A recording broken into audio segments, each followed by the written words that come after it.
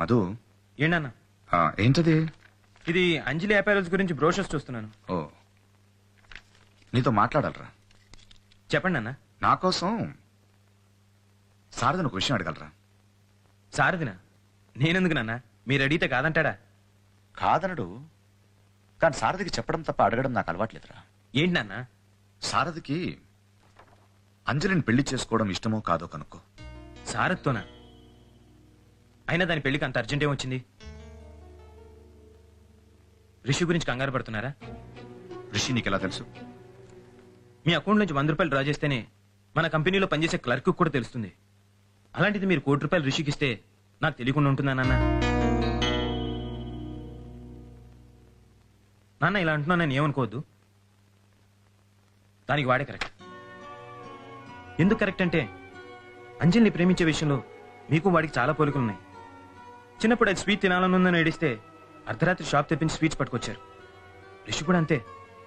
అది సముద్రం చూడాలనుందని అడిగిన గంట తర్వాత బాంబేలో సముద్రం దగ్గర కూర్చోబెట్టాడు. దానికోసం వాడు గొలుసు తాకట్టు పెట్టాడు. నా భయం కూడా అదేరా.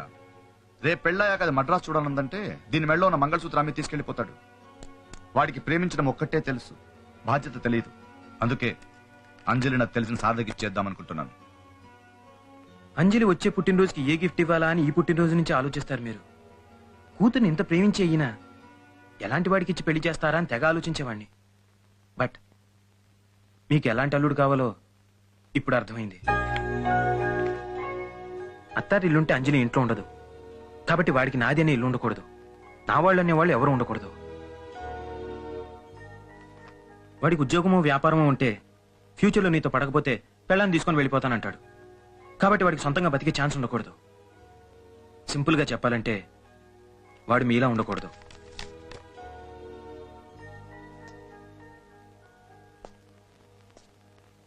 నేను అదృష్టవంతుడే నాన్న. నేను కూడా మీ అంత తెలివైన వాడిని ఉంటే మనం ఇన్నాళ్ళు కలిసి ఉండేవాళ్ళం కాదు. సారథి,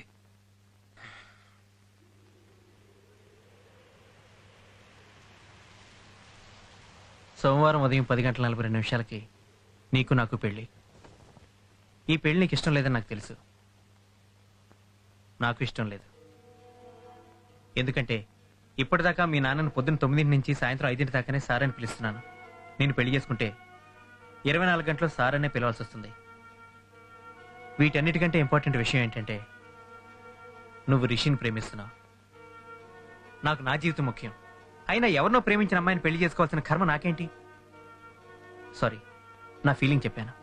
ఇదే విషయం మా డాడీతో చెప్పొచ్చుగా. మీ ఫాదర్ ఫుట్పాత్ మీద ఉన్న నన్ను ఈ రేంజ్కి తీసుకొచ్చారు. ఇప్పుడు ఈ పెళ్లి ఇష్టం లేదని చెప్తే 5 నిమిషాల్లో మళ్ళీ నన్ను అక్కడికి పంపించేయగలరు. ఏంటి, నమ్మట్లేదా? మీ నాన్న నీ కోసం ఏవైనా చేస్తాడు. జస్ట్ నేను వదిలేయమని చెప్పడానికి రిషి 1 కోటి రూపాయలు ఇచ్చాడు తెలుసా? అఫ్ కోర్స్ వాడే తిరిగి ఇచ్చేశాడు. ఇన్ని కోట్లున్న మీ నాన్న డబ్బులు ఇవ్వడం గొప్ప కాదు, రిషి వెనక్కి ఇవ్వడం గొప్ప. అంత మంచివాడిని వదిలేసి మీ నాన్న నాకిచ్చి ఎందుకు చేద్దాం అనుకుంటున్నాడో నాకైతే అర్థం కావట్లేదు. అర్థం చేసుకోవాల్సిన అవసరం కూడా నాకు లేదు. అందుకే మీ నాన్నకి నేను చెప్పను. కానీ ఒక విషయం, ఈ పెళ్లి జరగకూడదు. నువ్వు రిషితో కలిసి వెళ్ళిపోతావో డైరెక్ట్గా మీ నాన్నతో మాట్లాడతావో నీ ఇష్టం. నేనొచ్చి మండపంలో కూర్చుంటాను. బట్ ఈ పెళ్లి మాత్రం జరగకూడదు. ప్రేమ నీది, ప్రాబ్లం నీది. సో ఈ పెళ్లి ఆపాల్సిన బాధ్యత కూడా నీదే.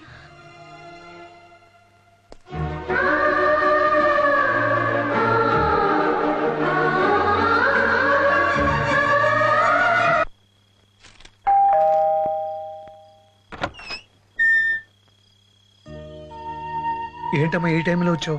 ఏం జరిగింది? రిషి ఉన్నాడా అంకుల్? లోపలికి రామ్మా. నేను రిషితో అర్జెంట్ గా మాట్లాడాలి.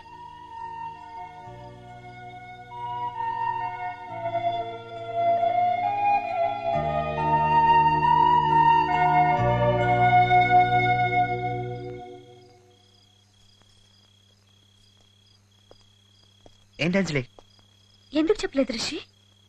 మా డాడీ నీకు డబ్బులు ఇచ్చాడని ఎందుకు చెప్పలేదు?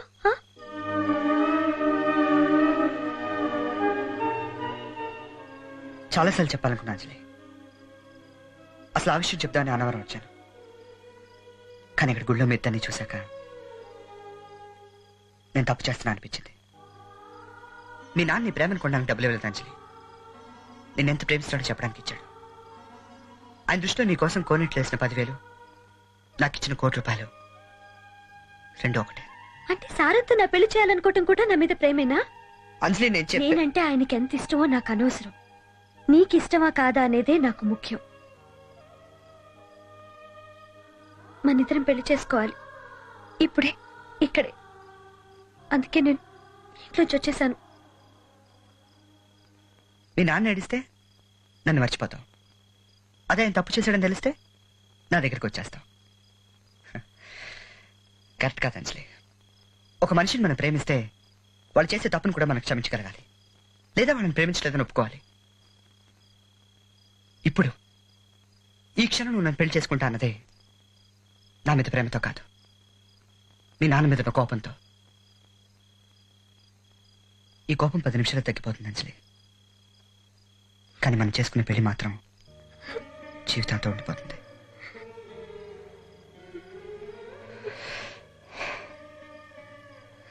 ఒక్క మాట చెప్తా, గుర్తుపెట్టుకో అంజలి.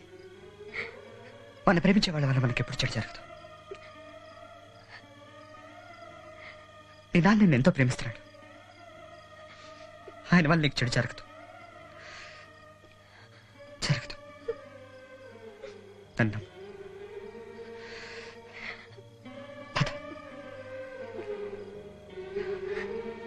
ప్లీజ్.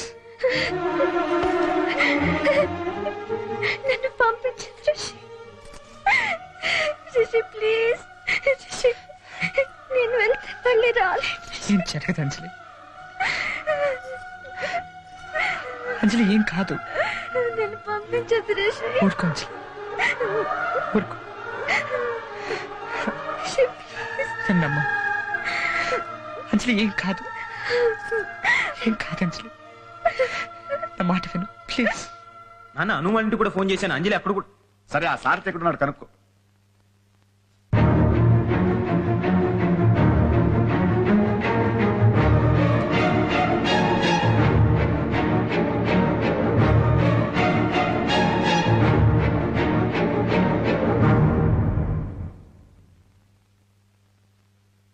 లోపలికి వెళ్ళి అంజలి.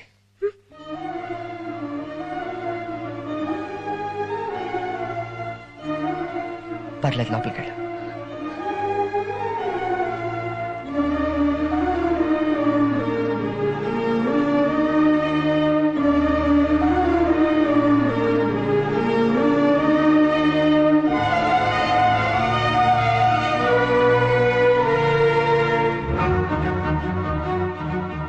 నేను మీకు భయపడి మీ అమ్మాయిని ఇక్కడికి తీసుకురాలేదు. అర్ధరాత్రి నా ఇంటికి వచ్చిన ఆడపిల్ల ప్రేమను అవకాశంగా తీసుకుని పెళ్లి చేసుకోవడానికి సిగ్గుపడి తీసుకొచ్చాను. నిజం, అది ప్రేమ కంటే కూడా గొప్పది. దాన్ని నమ్మి అంజలిని ఇక్కడ వదిలేళ్తాను. మీరు అంజలి పెళ్లి సారథితో చేయడమే కరెక్ట్ అయితే నేను ఆపాలనుకున్న పెళ్లి ఆగదు. అదే తప్పు అయితే ఎవ్వరు ఏం చేసినా పెళ్లి జరగదు.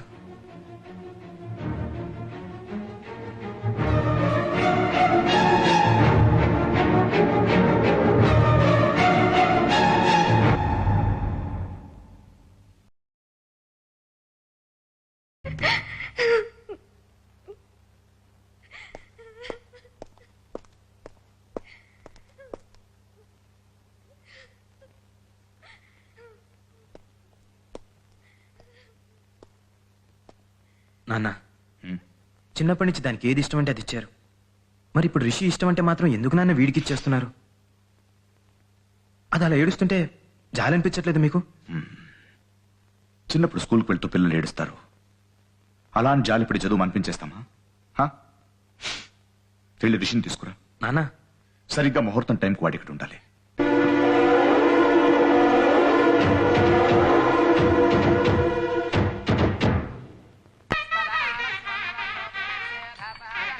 Sharma. Hello sir. Hello. Hello sir. Hello sir. రండి. బాగున్నారా? బాగున్నాం సార్. అమ్మా, ముహూర్తం సమీపిస్తోంది. పెళ్లి కుమార్తెను తీసుకురండి. చంద్రాం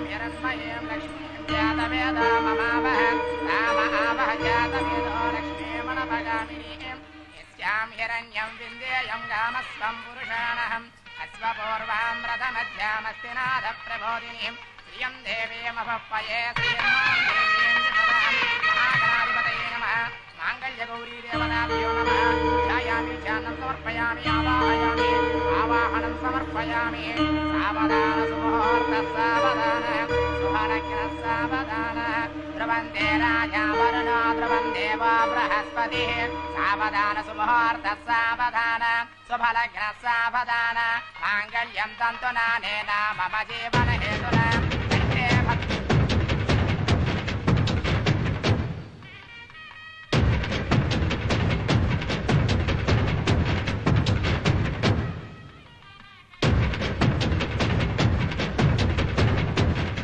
బాబు తాళి కట్టండి. కంఠే బధ్నామి సుభగే సారథి ఒక్క నిమిషం.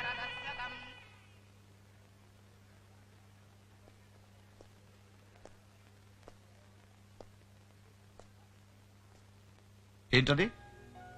నేను చేసేది కరెక్ట్ అయితే ఈ పెళ్లి జరుగుతుంది, తప్పైతే పెళ్లి ఆగిపోతుంది. బాగుంది. నువ్వు ఈ పెళ్లి చూడాలి. నేను చేసేది కరెక్ట్ అని నువ్వు ఒప్పుకోవాలి. అంజలికి నువ్వు సరిపోవని నీ అంతటి నువ్వే తెలుసుకోవాలి. అందుకే నిన్ను ఇక్కడ పిలిపించాను. చూడు, అతిథులు, అక్షంతులు, తాళిబొట్టు, తలంబ్రాలు, మండపం, మంత్రాలు అన్ని ఉన్నాయి. ఏం లేదు, నీ పెళ్లి ఆగిపోతుంది. చెప్పు. ముహూర్తం.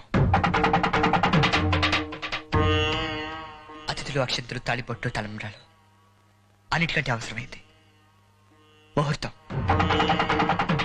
ఎవరికైనా శుభలేఖలు ఇవ్వగానే ఎంత కట్నం ఇస్తున్నారు, ఎంత ఖర్చు పెడుతున్నారని అడగరు. ముహూర్తం ఎన్నింటికని అడుగుతారు.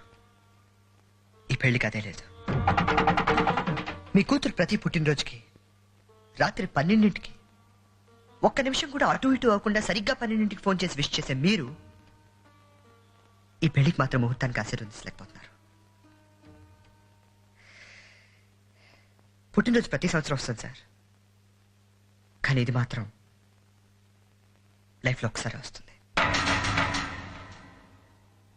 పంతులు గారు, ముహూర్తం ఎన్నింటికి? 10:42 ముహూర్తం. ఇప్పుడు టైం ఎంత అయింది? పర్లేదు చెప్పండి. 10:45. అంకుల్, మీరు అనుకున్న ముహూర్తానికి పెళ్లి జరగలేదు. 3 నిమిషాలు ఆగింది. నేను ఆపలేదు, మీరే ఆపారు. అంటే మీరు చేస్తున్న తప్పు అని మీరే ఒప్పుకున్నారు. మీరు ఇప్పుడు కూడా తాళి కట్టించి పెళ్లి చేసి అనిపించుకోవచ్చు, కానీ లైఫ్ లాంగ్ మీ కూతురు మెళ్ళ మంగళసూత్రం చూసినప్పుడల్లా మీ తప్పు మీకు గుర్తొస్తూనే ఉంటుంది. ఒకసారి మీరే చెప్పారు, పెళ్లి చేసుకోవాలంటే చాలా మందికి వెడ్డింగ్ కార్డ్స్ ఇవ్వాలి, నీకు అంత స్తోమత లేదు అని. కానీ పెళ్లి చేసుకోవడానికి శుభలేఖలు కొట్టించడానికి డబ్బులు అక్కర్లేదు సార్. పేట్ల మీద మన పక్కన కూర్చున్న అమ్మాయి మనసులో చోటు ఉంటే చాలు. ఈ రేంజ్ లో పెళ్లి చేసుకునే డబ్బులు నా దగ్గర లేవు, ఇప్పట్లో సంపాదించలేను కూడా. నేనే కాదు, నాలాంటి చాలా మంది కుర్రాల పరిస్థితి కూడా అయితే ఏం చేస్తాం? ప్రేమించే వయసులో పోషించే శక్తి ఉండదు, పోషించే శక్తి వచ్చేసరికి ప్రేమించే టైం ఉండదు. నేను ఇదంతా మాటలతో మిమ్మల్ని ఒప్పించడానికి మాట్లాడలేదు. మాటలతో అవతల వాళ్ళని ఒప్పించడానికి నేను నమ్మను. బట్ ఒక్క విషయం సార్, మనం తప్పు చేస్తాం, రైట్ చేస్తాం మనకు తెలుస్తుంది. మన ఒక్కరికి తెలుస్తుంది. మీకు తెలుసు, మీకు తెలుసు.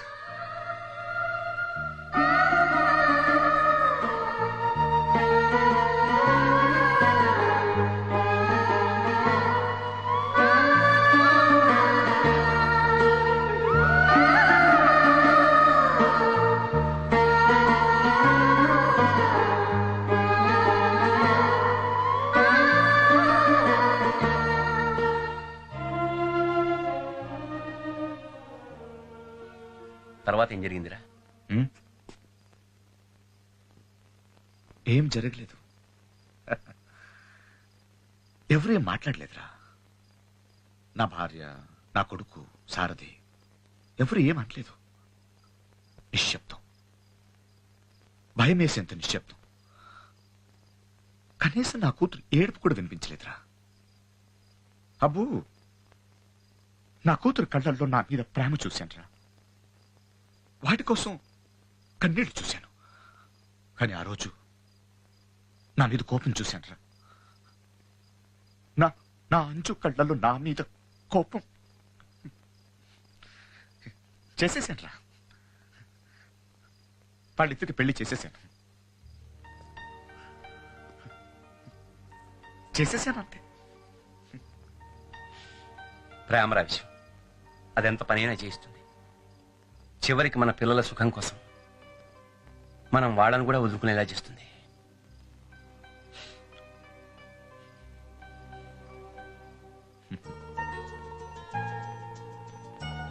రిషి, మన మొదటి రాత్రి ఎక్కడ జరగాలనుకున్నానో తెలుసా? తెలీదు. చలికాలం. చంద్రుడు కూడా మబ్బుల చాటు నుంచి బయటికి రావడానికి భయపడేంత చలికాలం. ఆరు బయట దూరంగా మంచు కొండలు, గాలి కూడా మన మధ్య రాలేనంత దగ్గరగా నువ్వు. అలాంటి చోటైతే.